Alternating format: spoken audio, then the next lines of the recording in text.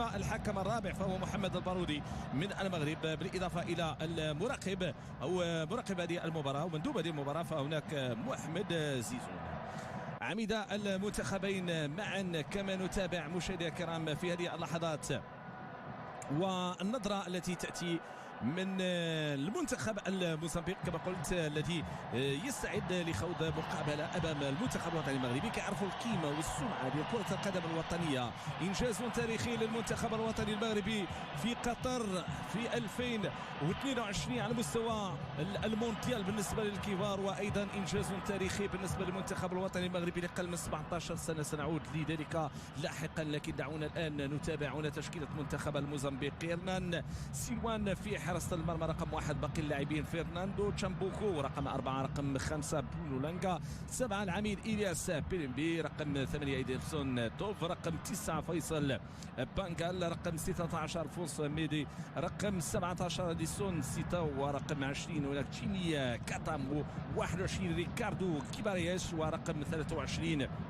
الاسم الذي ياتي من جانب المنتخب الموزمبيق في هذه المباراه. فأنيطت المهمه لكابرال دياغو. يقود منتخب الموزمبيق فرانشيسكو كوندي جينور، ويقود المنتخب الوطني المغربي وليد الركراكي. كنا نتحدث عن الصراع اللي كان عبر التاريخ، تاريخ المواجهات بين المنتخبين. 3-0 في نهائيات كأس الأمم الإفريقية.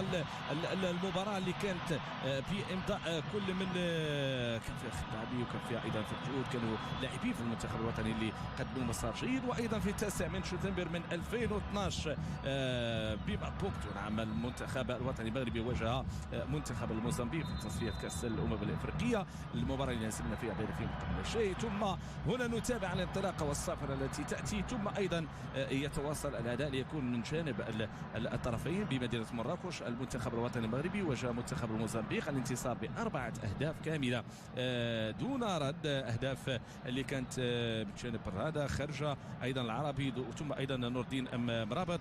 وآخر المباريات في 23 من ماي من عام 2014 المغرب واجه منتخب الموزمبيق أيضا والانتصار برباعية في مباراة ودية، وتمكن من تأكيد حضوره وقوته. لذلك في تاريخ المواجهات نحن الأقوى، نحن الأفضل أمام كرة القدم من موزمبيق التي تريد أن تفرض نفسها على مستوى القارة الإفريقية وأن تؤكد أيضا صحوتها وحضورها وإمكانياتها. لكن العناصر الوطنية انطلقت مبكرا من خلال الإعداد لعملية هجومية تأتي من هذه الجهة، من الجهة اليمنى لمرابط يعيد الكرة للخلف، تحضير والتهيئ، البحث عن الفرص التي بإمكانها أن تأتي بالنسبة للعناصر الوطنية في الدقيقتين الأولى.